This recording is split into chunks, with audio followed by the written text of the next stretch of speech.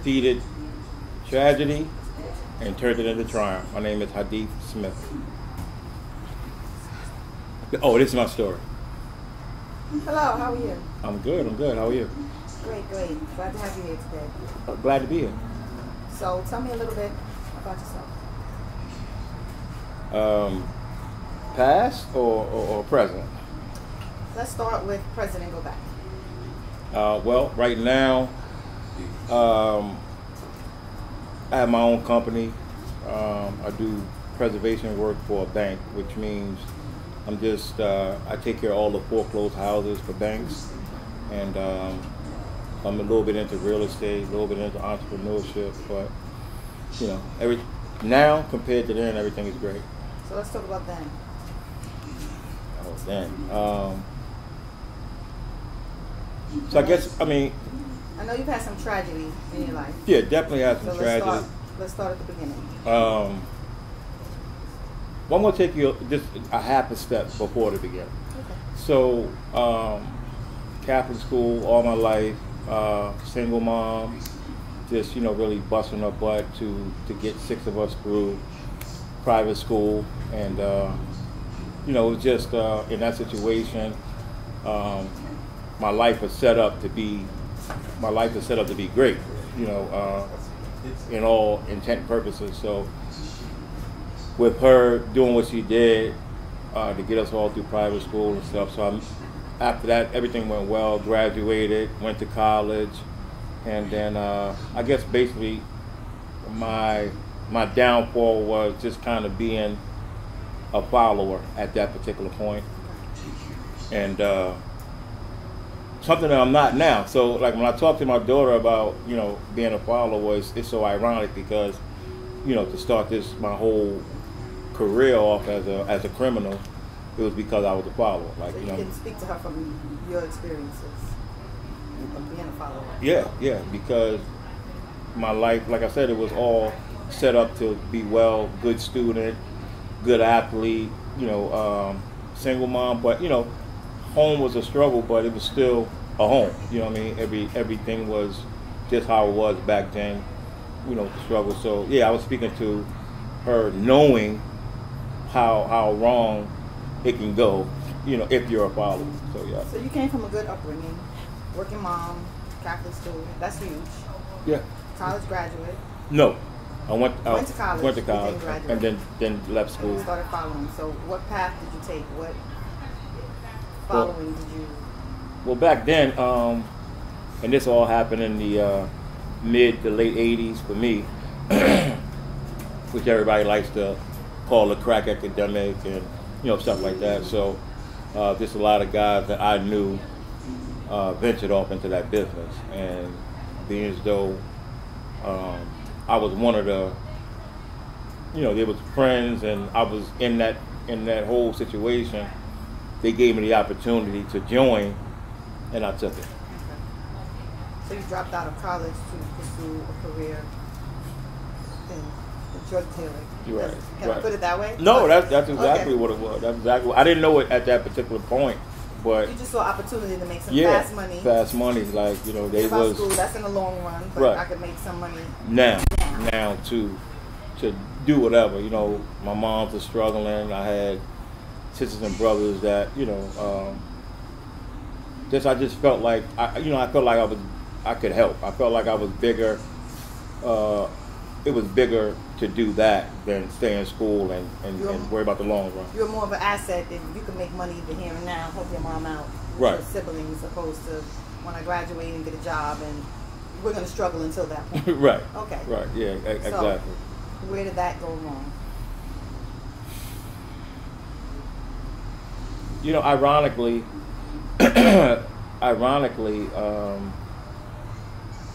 I guess love kind of made it all go wrong. And the reason for that was, the reason that I'm saying that is because we was in DC, we was hustling, everything was just okay. Like, it was way easier than I expected it to be, obviously. Never did anything like that prior to those days. So I guess basically what happened for me was I met the wrong Well, I met a woman. I met a woman. Right or wrong, I met a woman, and who I also had a baby by. But at the same time, like back then, you know, guys like me, we had a girlfriend in New York, then we had a girlfriend in whatever town we was hopping in. You know what I mean? So, and that was probably, you know, the beginning to the end for. To start at least my incarceration, because my son's mother is the one who turned me into the feds. Wow. Okay. Right. So you have a girlfriend back home. Right. We're in D.C. You're selling drugs, also known as hustling. You, of course, around women, so you meet a woman. You have a child by her prior to her turning you in? Yes. Okay. Yep. So what led up to her turning you in? So it was kind of a weird story. She was kind of volatile all the time, arguing, you know, just fussing, fighting. She was older than me too by, I think, about maybe 4 or 5 years. I can't really remember now. And so it was just always an argument. It was always a thing. So, so one day, I'm trying to leave the house. I pack up all my stuff. Just so happened the stuff happened to be drugs, guns, and money. Okay. So I'm leaving the house. I'm going to get into my car, and still the argument leads to the street. As we're arguing, as she's pulling on the bags and things of that nature, it draws the attention of a police officer coming by. So the police asked her what's wrong. Of course, I say there's nothing wrong. You know, she's screaming, she's blaring, this, that, and the third. And so right when I see the police is pulling up, I put my bag of guns, drugs, and money off to the side.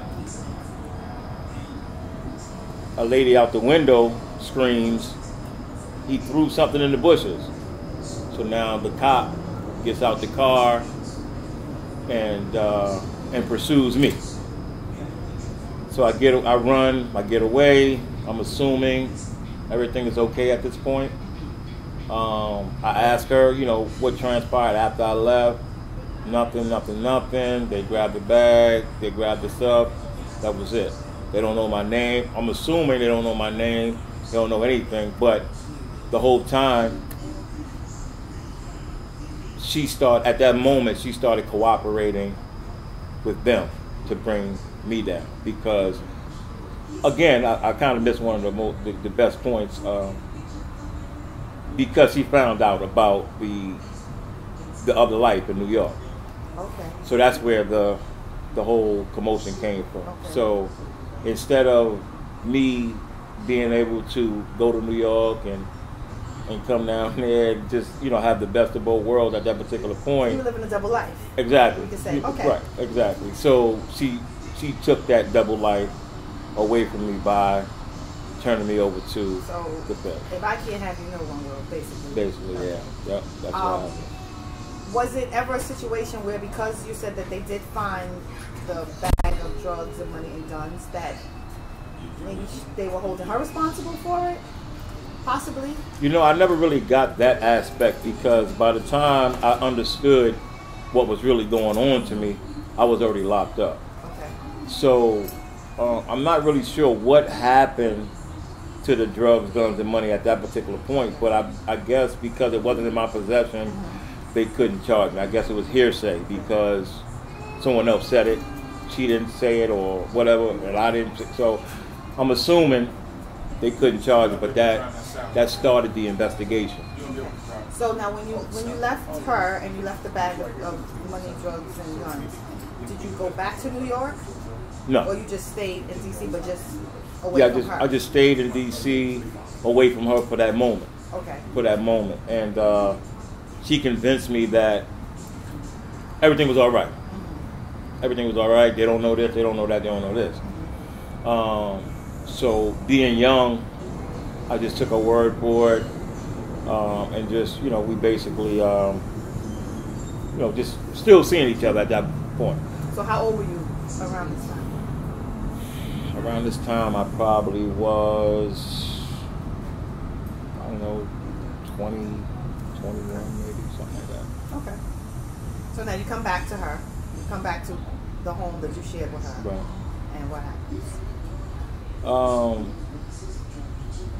Like I said, the investigation actually started. From that moment, they didn't know who I was, that I was even in DC. Like, it just wasn't, you know, I just wasn't raising any red flags at that moment. So when she explained to them who I was hanging out with, what I was doing, along with what they found, it made her story credible. Okay. So they like, really? Like, who? So it became that kind of situation. So what happened after that, the investigation started. So she brought to me a supposedly cousin that wanted to buy drugs from me, large quantities of drugs from me. And of course I'm like, yeah, okay, cool. You know what I mean? So it just so happens that it really wasn't her cousin, it was the DEA. Right. She literally set you No, up. she literally set me up, no question, right? Yeah, no question. And at that particular point, our son is like 10 months old at this particular point. So she had, you know, very little remorse, and you know, that was just what she wanted to do at that time. Wow. So when you went to make this drug sale, you were sworn cops. Right, yeah. So at that particular time, I was me and the guys that I was running with. We was in Baltimore when we got the call that said he wanted it. So we was like, all right, cool. Come to Baltimore. Nah, we don't want to. You know, they didn't want to come to Baltimore. So they just kind of kept stringing it along until I got to DC, back to DC. And so when I got there, obviously she told them I was there, and they was like, yo, we still trying to do that. So I'm like, all right, cool. So we lived in a apartment building at the time. So, but our window was, you could see the parking lot. So coming outside, I'm going to make the sale to the DEA agent, and she freaks out. She won't let me leave with the bag. So I'm like, what are you talking about? So she's like, he might rob you, he might kill you. So I'm like, this is your cousin. Like, is it that serious? And she was like, I'm just saying, it's, you know, don't do it. So I'm like, no, I'm about to get this money. I'm just gonna figure out a different way to do it. So what I do in that situation, I hand the bag over to my cousin, and I go outside. Get in the car. The guy who was the DEA agent looked at me and says, did you bring it? So I say, here, you got the money. So he was like, yeah. I was like, yeah, well, I got it. So at that particular point, when I say I got it, he's assuming that I have it. And I guess, so the signal, now that I know, the signal was he had his hat turned this way, and then he flipped it to the back. Once you said you had it. Right. Okay. So he flips it to the back, and then the whole street just lights up. The helicopters, the police, they come out they're strategically hiding in all the buildings that we're parked in front of. They come out, they bum rush me, they grab me. And, no, excuse me, let me stop. He flips his hat around, and he goes to the trunk to supposedly get the money. And that's when, like I said, the whole, you know, everything went crazy. So they came from everywhere, dragged me out the car. They searched me. They didn't have it. Everybody's looking crazy, and he said, he don't got it. So he got me on the car. I'm like, got what? Like, I was gonna rob him. Like, you know what I mean? I was like, I was gonna rob him. I was gonna take the money. So, so they ponder for a few minutes. They ponder, and then they say it must be in the house. So on their way into the house, my cousin is walking out of the house with the bag. Okay, So your cousin can see all that's going on. He's Yep. aware of what's going on at this Yep, point. yep. Okay. You can see the whole. You can see the whole thing. So I get away. He gets away, and of course I'm not charged with that. Okay. But in the investigation, I got charged with everything else, but the possession of the drugs. Okay. So which is illegal use of a communication device. Okay. Conspiracy to commit murder, murder for hire. How did you come to receive that charge? We're talking about money, guns, and drugs right now. Right, but in the area that I'm located in, I'm kind of known for being, I don't know what you want to call it, but Muscle? yeah, that's a good word, muscle. Okay. Yeah. So what they came to me with was a guy that supposedly owed them some money, and they wanted me to get rid of that guy. So when they told me about it, I was like, yeah, sure, I got that. That's easy, right? And it happened to be a guy that lived a few doors down from where we was hustling at. So they just used that name strategically to see if I would, take the bait, and I did. So that's where the conspiracy to commit murder for hire, came into play. So we have the murder for hire. We have, you said illegal. Illegal use of a communication. Basically, getting caught on a wiretap. Okay. Now, the drugs that were found in the bushes earlier, were you charged with that as well? No, I was not charged with that. But just like I wasn't charged with the murder for hire, I wasn't charged with that. With that, but what happens is, I can't think of the word now because it's been so many years, but what it does is they put it in your paperwork, and it kind of sways who you are as a person as far as what type of criminal you are. So although I didn't get the time for it, I always ended up in a penitentiary. I always ended up in the worst jails because of that part. Okay. So you were charged with it, but you weren't convicted Right. of those things. But Right. it stays in, I guess, your file, and it follows you. Yeah, it becomes the story. It becomes part of the story. So what were you convicted of? Illegal use of a communication device. That's the So only yep, charge. three counts of that. So every time that they actually called me and asked about the drugs, or just the drugs in that situation, that's what I got to with, because like I said, the drugs miraculously disappeared. Yes. Right. Okay.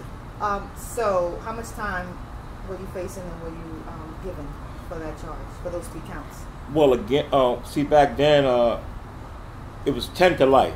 That's how they did it, and the reason why they was able to do it like that was because the minimum amount of drugs, but the severity of the case. Okay. So what happens when you're doing federal guidelines? It goes to different categories. So being as though I had the like I said, although it wasn't a charge, I didn't get convicted. It still pushed my my category over to potentially a life sentence. Okay. Because of the murder for hire and everything else, Right, even yeah. though you weren't convicted of it, and they Right. couldn't stick you with that. Right. So back then, I guess the guy, I'm not 100% sure because I can't really remember too well, but I think the minimum amount of crack back then, I think it was like 14 grams. It made you federal, and then everything else after that kind of,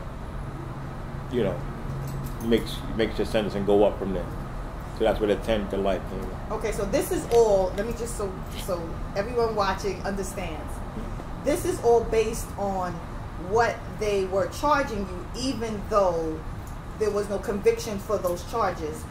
Your, I guess your levels for sentencing are higher just based on being charged. So it doesn't matter what you're convicted of.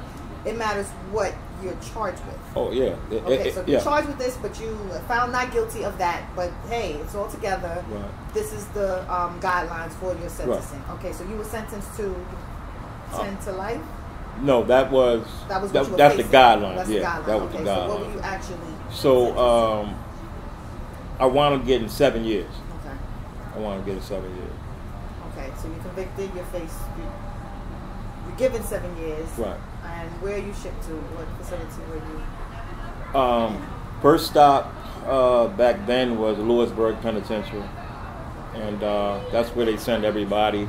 That's where they send everybody to, just to figure out where you're going to go from that particular point. So it's like the hub, like the location hub, and then you get shipped off to whatever jail, your guidelines and stuff like that. So I just want to go back, just really quickly. Once you were charged, is this when you found out that your son's mother was actually the person who told? No. I actually found out once I hired my lawyer. I understood what was going on back then. So once it's called a discovery, and he started, saying, well, who's this and who's this, and you should know who this is, but they call it redacted, where they don't give you all the information, they just give you enough where you can basically defend yourself. So her name, all that stuff is blacked out with a marker, but the situations will still tell you who was there. You put the pieces together Yeah. without the name because Right, you know right. who you said this to or did this Exactly. with. I mean, I'm here with you. I'm getting interviewed, so I'm saying, well, hold on. That happened during the interview. Who was here? It's just me and her. So it was kind of like that situation. So once I figured that out, and it was really nothing I could do at that point. I was in. I had a no bail. They said I was a flight risk. Stuff like that. I'm from out of town. I got caught in D.C. I was from the Bronx, and so it just became that kind of situation. So I was in, and I made my calls. I tried to get in touch with her, but to no avail. At that particular point, she was already in witness protection. All right, so you're convicted. You have 7 years. How was your time in prison? I know it wasn't a joyous occasion, but just trying to get insight on kind of what goes on behind the gates and how you're able to manage and get out of that situation and survive. I mean, prison is, I was young. I was naive in a lot of situations. I thought people was friends. I thought people was friendly, but for the most part, there was always somebody in there, especially in the beginning. There was always somebody in there because when you're in federal prison, the states, they stick together. New York, D.C., Pennsylvania, they all stick together. So no matter what you're thinking, there's always your homeboys or a friend of your homeboy or somebody who knew somebody on the street that know you now that be like, yo, homeboy is no good, or this is no good, don't do that, stop gambling. Whatever the case may be, whatever the hitch was, there's usually somebody there to tell you, like, don't do it. So, it's up and downs. I did what I wanted to do, which was, my whole bit, all I did was play basketball, and I just gambled with that. And I love playing cards, and I gambled with that. So the two things that got me in trouble all the time. So that was just the gambling. The gambling, the gambling, basically. To a person that doesn't gamble at all today. So it's kind of weird. Wow. Yeah. Changed your life. Yeah, not really. I mean, it was just in that situation. For me, shortly after I was convicted, my mom, she passed away. So it just really wasn't a whole lot of help. Friends, they catch up to you when they can.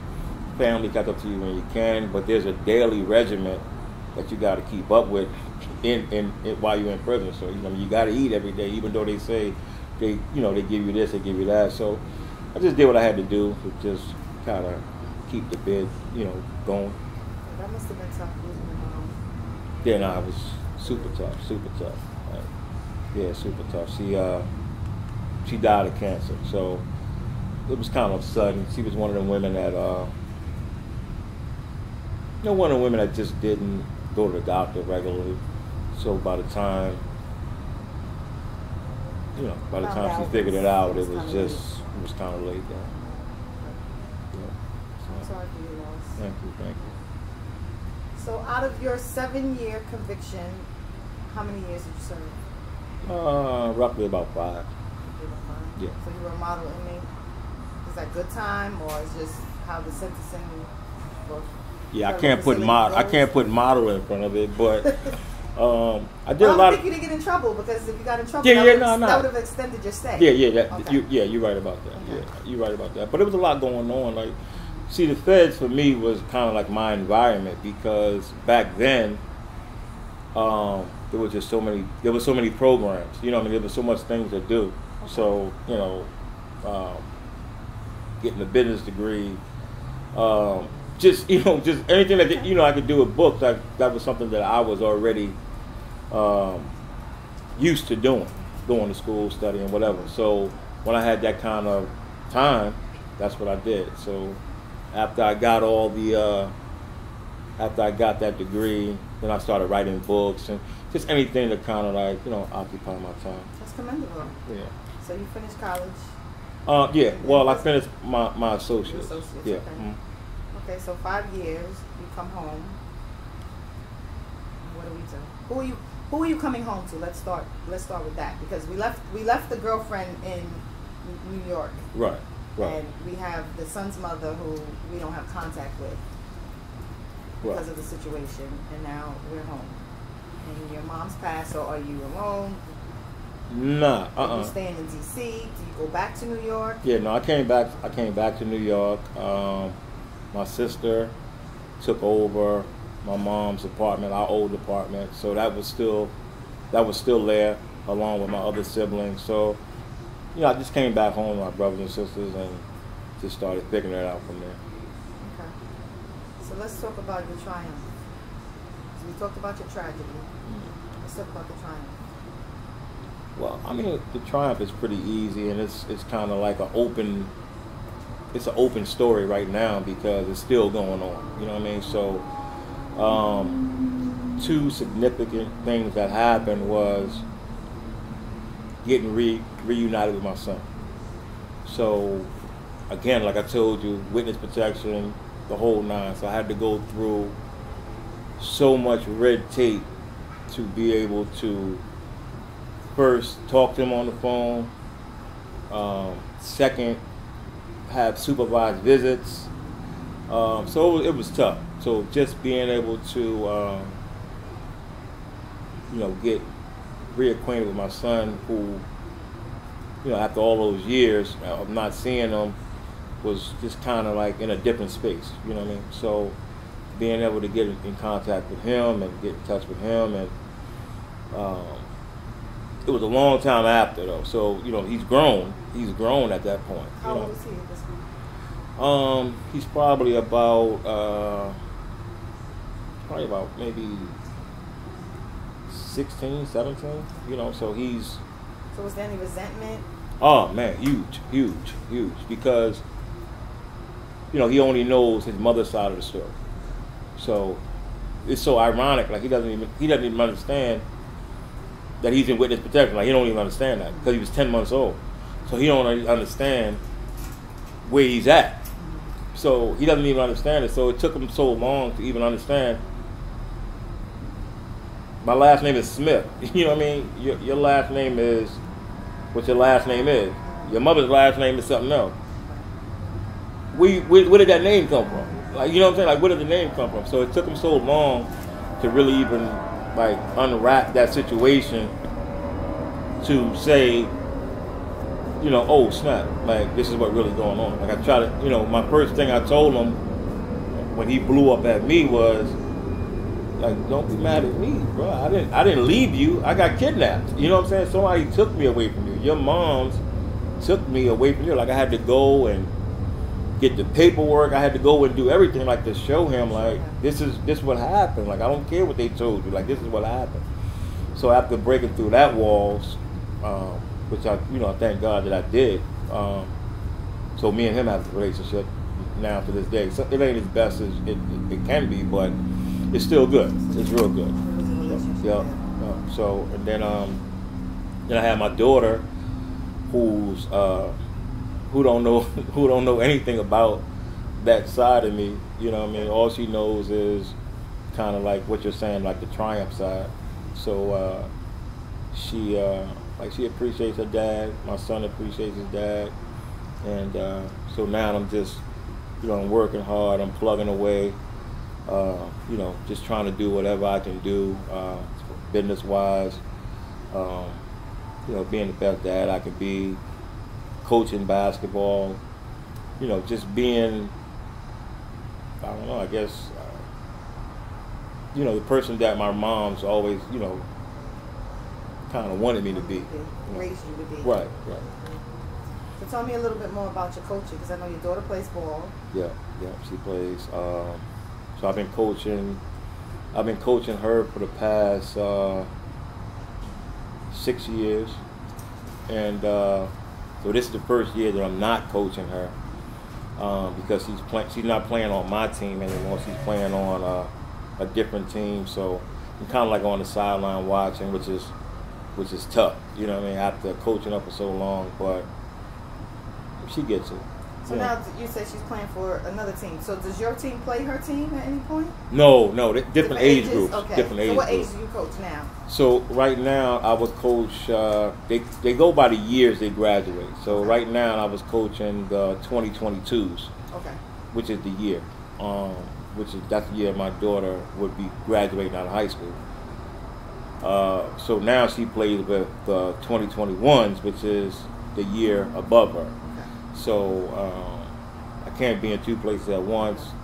So I got all my girls saying, "Coach, when you coming back?" And so that's kind of tough, you know what I mean? Not seeing my girls. They all like my daughters, so so not being able to coach them, but being able to watch her, go through what she's going through is still, Yeah, being able to, because you missed out so much with your son.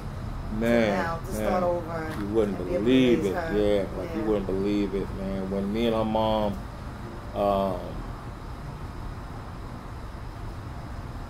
when me and her mom found out, like we had a talk with her one time, and we was just saying like how you're destined for greatness. Like you're not a mistake. You know what I mean? Like we plan to have a child.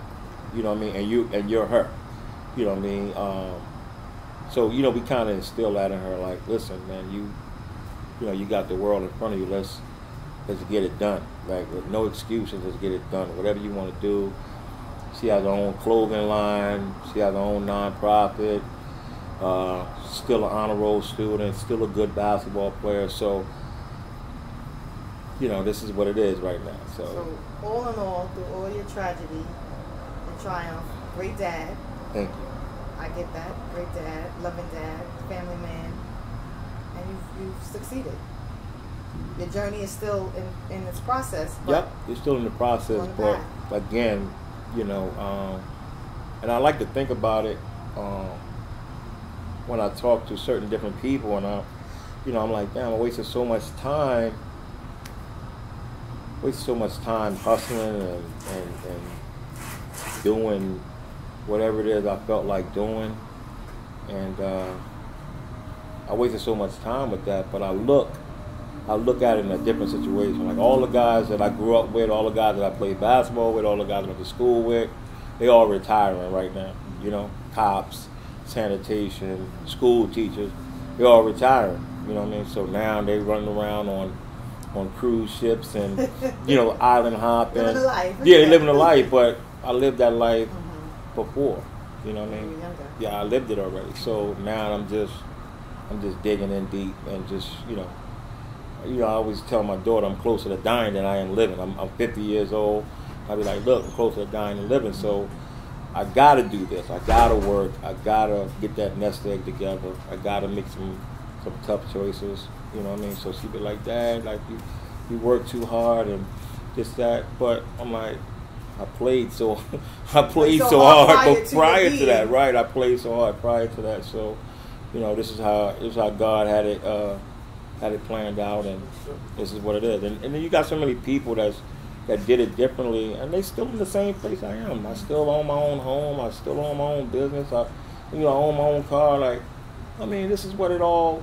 Like we ran the race in different directions, and we still at the finish line together. So I'm not mad at nobody. I wish I had a pension and stuff like that, but I'm sure these guys, they wish they had their own business. They wish they had, you know, their own property, different stuff like that. So I mean, we just, like I said, we ran the race differently, but we're still at the finish line. Well, congratulations on all your success. Thank you. I appreciate it. Thank you for being here. No, thank you. Sharing your story. Tragedy to I triumph. hope I didn't bore you too much. No, I really enjoyed it. Okay, cool. Thank you. No, thank you.